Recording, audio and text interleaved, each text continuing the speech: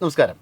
നിരീക്ഷകരിൽ ഒരു ബഹുഭൂരിപക്ഷം ആൾക്കാരും രാഹുൽ ഗാന്ധി കോമാളിയാണ്, പപ്പുവാണ് എന്നൊക്കെ പറഞ്ഞിരുന്നപ്പോൾ RP മുന്നേ സൂചിപ്പിച്ചിട്ടുണ്ടായിരുന്നു, ഇയാൾ വെറും കോമാളിയല്ല, കൃത്യമായി തയ്യാറാക്കിയ പദ്ധതികളുടെ അടിസ്ഥാനത്തിൽ, ആരോ തയ്യാറാക്കി കൊടുത്ത പദ്ധതികളുടെ അടിസ്ഥാനത്തിലാണ് ഇന്ത്യയുടെ സാമ്പത്തികമായിട്ടുള്ള മുന്നേറ്റ ശ്രമങ്ങളെ തടുക്കാൻ ശ്രമിക്കുന്നത്. ആ രീതിയിലുള്ള പദ്ധതികളാണ് ഇവർ തയ്യാറാക്കിയിരിക്കുന്നതെന്ന്. ഇപ്പോൾ ഇന്നലെ AI സമ്മിറ്റിലേക്ക് നടന്ന നഗ്നതാ പ്രദർശനങ്ങളും ആ രീതിയിലല്ലേ വിലയിരുത്തേണ്ടത്? തീർച്ചയായിട്ടും ഇതിലെ ഓരോ ദിവസവും നടക്കുന്ന ഓരോ കാര്യങ്ങളും ഞാൻ നേരത്തെ പറഞ്ഞ ഈ ഒരു വസ്തുത ഒന്നുകൂടി വെളിപ്പെടുത്തുന്നതോ അല്ലെങ്കിൽ അത് ഒന്നുകൂടി അണ്ടർലൈൻ ചെയ്യുന്നതാണ്, അടിവരയിടുന്നതാണ്. ഇപ്പോൾ AI സമ്മിറ്റിൻ്റെ കാര്യത്തിലേക്ക് നമ്മൾ പറയുന്നതിന് മുമ്പ് രാഹുൽ ഗാന്ധി കാണിക്കുന്ന വിഡ്ഢിത്തങ്ങളെന്ന് മറ്റുള്ളവർ വിളിക്കുന്ന, വിവരദോഷമെന്ന് വിളിക്കുന്ന, അല്ലെങ്കിൽ ഈ പറയുന്നത് പോലെ ഒരു കോമാളിത്തരമെന്നൊക്കെ ആൾക്കാർ വിളിക്കുന്ന കാര്യങ്ങളുടെ എല്ലാം പിന്നിൽ കൃത്യമായ ഒരു ഡിസൈനുണ്ട്. ഇപ്പോൾ ഇന്നലത്തെ AI സമ്മിറ്റിലെ ഈ പറയുന്ന വലിയ പ്രതിഷേധവും അതിനോടെ ജനം പ്രതികരിച്ച രീതിയും കാണുമ്പോൾ മറ്റൊരു കാര്യം കൂടി വെളിവാകുന്നുണ്ട്. അതെന്താണെന്ന് ഞാൻ ഹരിയോടെ പറയാം. അത് ഈ രാഹുൽ ഗാന്ധിക്ക് ഭാരത് ജോഡോ യാത്ര, അവിടുത്തെ മുദ്രാവാക്യം വിളികൾ, അല്ലെങ്കിൽ അതിനുശേഷം ഇങ്ങോട്ട് വോട്ട് ചോരി വരെ, നരവനെ വിഷയം വരെയുള്ള എല്ലാ കാര്യങ്ങളിലും സ്ക്രിപ്റ്റ് കിട്ടുന്നത് മറ്റാരോ കൊടുക്കുന്നതാണ്. വളരെ വ്യക്തമാണത്, ഇല്ലേ? ഇതിൻ്റെ സ്ക്രിപ്റ്റ് ഇതെങ്ങനെയാണ് കൊണ്ടുപോകേണ്ടത്, എന്ത് ചെയ്യണമെന്ന്. പക്ഷേ എവിടെ പരിപാടി അവതരിപ്പിച്ചാലും അത് പരാജയമാണ് എന്ന് പറയുന്ന പോലെ ഇത്തരം എല്ലാ പരിപാടികളും പൊളിഞ്ഞു പോകുന്ന കാഴ്ചയാണ് നമ്മൾ കാണുന്നത്. എന്നിട്ടും ഇന്നലെ AI സമ്മിറ്റ് പോലെ ഈ പറയുന്ന വളരെ പ്രധാനപ്പെട്ട ഒരു ആർട്ടിഫിഷ്യൽ ഇൻ്റലിജൻസുമായി ബന്ധപ്പെട്ട ഉച്ചകോടിയാണ് നടക്കുന്നത്. രാജ്യത്തിൻ്റെ അഭിമാനമാണ്, അതിൽ രാഷ്ട്രീയം കലർത്തേണ്ട യാതൊരു കാര്യവുമില്ല. അങ്ങനെ ഒരു ഉച്ചകോടി അലമ്പാക്കാൻ വേണ്ടി കുറേ കോൺഗ്രസ് ഗുണ്ടകൾ അവിടെ വന്നിട്ട് ഈ ഷർട്ടും വലിച്ചൂരി ഈ പ്രദർശനം നടത്തി രാജ്യത്തെയാണ് അപമാനിച്ചത്. എന്തുകൊണ്ടാണ് അത് ചെയ്തതെന്ന് നിങ്ങൾക്കറിയാമോ? എന്താണെന്ന് വെച്ച് കഴിഞ്ഞാൽ, രാഹുൽ ഗാന്ധിയുടെ പിന്നിൽ പ്രവർത്തിക്കുന്ന ശക്തികൾ ആരായാലും അവർ വലിയ തോതിൽ ഇപ്പോൾ രാഹുൽ ഗാന്ധിയുടെ മുകളിൽ പ്രഷർ ഇടുന്നുണ്ട്.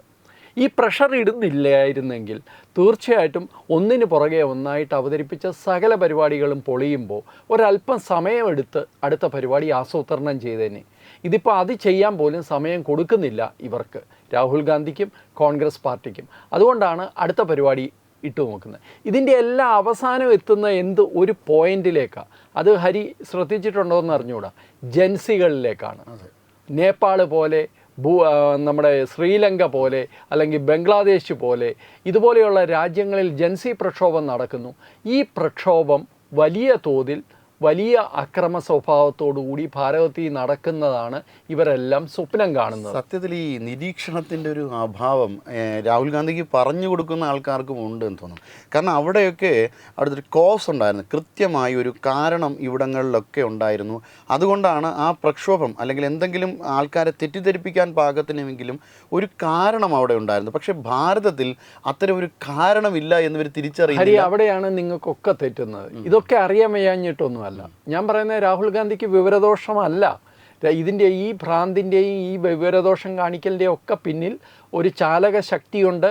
ഇതിൻ്റെയൊക്കെ പിന്നിൽ ഒരു കൃത്യമായ പദ്ധതിയുണ്ട്. അത് ദയവ് ചെയ്ത് മനസ്സിലാക്കണം. ഇപ്പോൾ ഇവരൊന്നിനു പുറകെ ഒന്നായിട്ട് ഇങ്ങനെ ഓരോ കാര്യങ്ങൾ, അതിപ്പോൾ എല്ലാ വിഷയങ്ങളിലും, അതായത് ഭാരതത്തിൻ്റെ നമ്മളുടെ അടിസ്ഥാനത്തിൻ്റെ പില്ലറുകളെന്ന് പറയുന്ന എല്ലാത്തിനെയും ഇവരെടുത്ത് ഉപയോഗിക്കാൻ ശ്രമിച്ചിട്ടുണ്ട്. ഭരണഘടനയെ ഉപയോഗിക്കാൻ ശ്രമിച്ചിട്ടുണ്ട്, നമ്മുടെ പാർലമെൻറ്റിനെ ഉപയോഗിക്കാൻ ശ്രമിച്ചിട്ടുണ്ട്, നമ്മുടെ തെരഞ്ഞെടുപ്പ് കമ്മീഷനെ ഉപയോഗിക്കാൻ ശ്രമിച്ചിട്ടുണ്ട്. അങ്ങനെ നമ്മുടെ വ്യവസ്ഥയിലുള്ള വിശ്വാസം ജനങ്ങൾക്ക് നഷ്ടപ്പെടാനുള്ള എല്ലാ ശ്രമങ്ങളും ഇവർ നടത്തിക്കൊണ്ടിരിക്കുകയാണ്. ഒരു പ്രതിപക്ഷം നടത്തുന്ന ജനാധിപത്യപരമായ ഇടപെടലോ അല്ലെങ്കിൽ എതിർപ്പുകളോ അല്ല ഇപ്പോൾ നടക്കുന്നത്. എങ്ങനെയും ഈ രാജ്യത്തെ ഭരണകൂടത്തെ താഴെ കൊണ്ടുവരാൻ, അല്ലെങ്കിൽ താഴെ ഇടാനുള്ള ഒരു ശ്രമമാണ്, അട്ടിമറിക്കാനുള്ള ഒരു, അവിടെ ഒന്ന് കട്ട് ചെയ്യണം, എങ്ങനെയും ഈ രാജ്യത്തെ ഭരണകൂടത്തെ അട്ടിമറിക്കാനുള്ള ശ്രമമാണ് നടക്കുന്നത്. രണ്ടും തമ്മിൽ വലിയ വ്യത്യാസമുണ്ട്. ഒരു സർക്കാർ, ഭരിക്കുന്ന സർക്കാരിനെ എതിർക്കുക, തെറ്റുകൾ ചൂണ്ടിക്കാണിക്കുക, പ്രക്ഷോഭം നടത്തുക, അതൊക്കെ പ്രതിപക്ഷം എല്ലാ കാലത്തും ചെയ്യുന്നതാണ്. ഇതങ്ങനല്ല.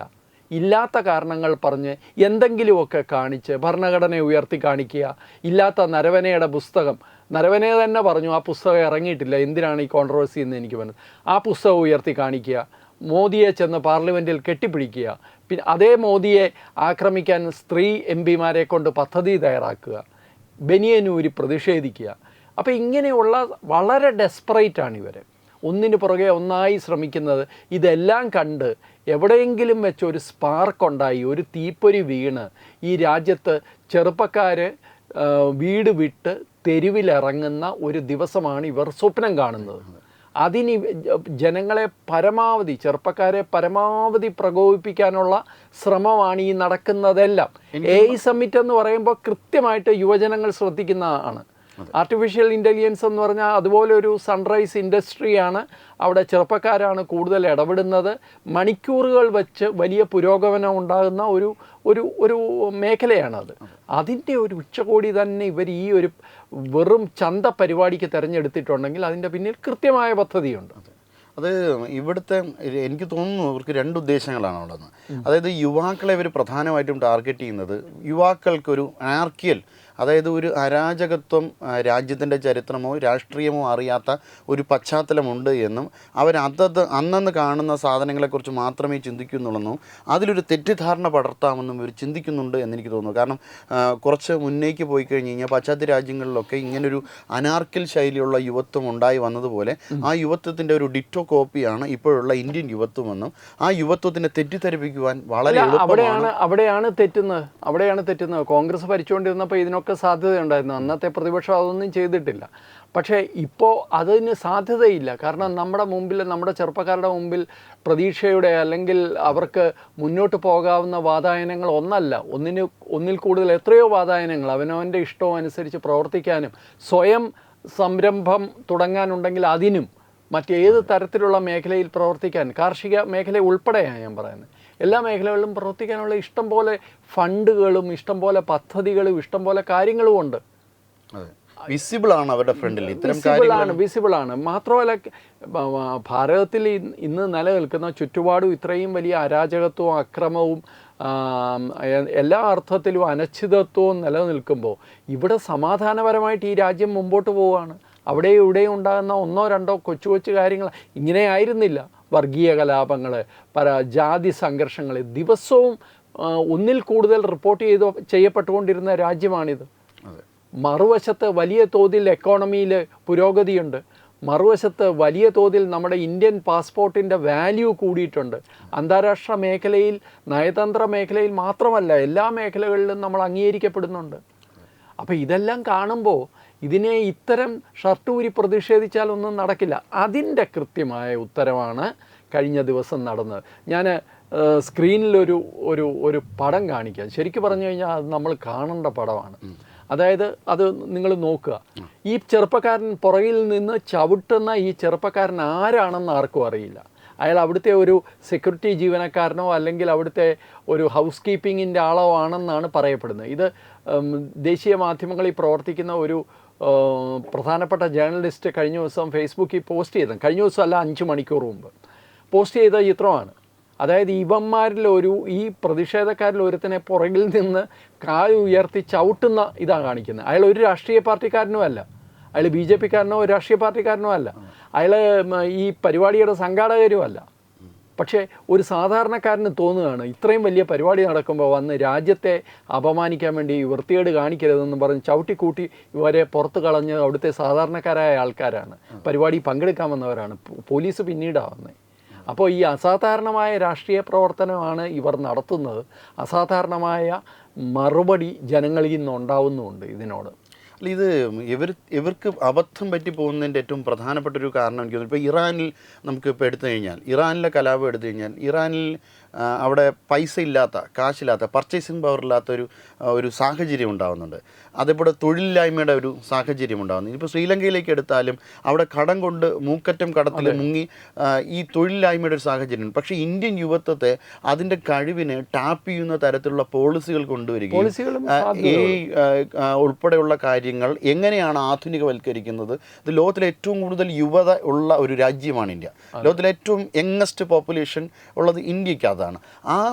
ആ പൊട്ടൻഷ്യലിനെ പരമാവധി ഉപയോഗിക്കാൻ തയ്യാറാകുന്ന കാര്യങ്ങൾ വിസിബിളായി ആൾക്കാർക്ക് മുന്നിലേക്ക് എത്തിക്കുമ്പോഴാണ് അതിനെതിരെയുള്ള പ്രക്ഷോഭം നടത്തുന്നത്. സത്യത്തിൽ ഇത് സംഭവിക്കുന്നത് ഒട്ടും രാഷ്ട്രീയം അറിഞ്ഞുകൂടാത്ത ആൾക്കാർക്ക് പോലും തൻ്റെ കഞ്ഞിയിൽ പാറ്റയിടുന്നല്ലോ എന്ന തോന്നലാണ് ഉണ്ടാക്കുന്നത്. അതുകൊണ്ടാണ് ആ ചിത്രം കാണിച്ചത്. ആ ചിത്രത്തിൽ വളരെ വ്യക്തമായിട്ട് പറയുന്ന ഭാഷ അതാണ്.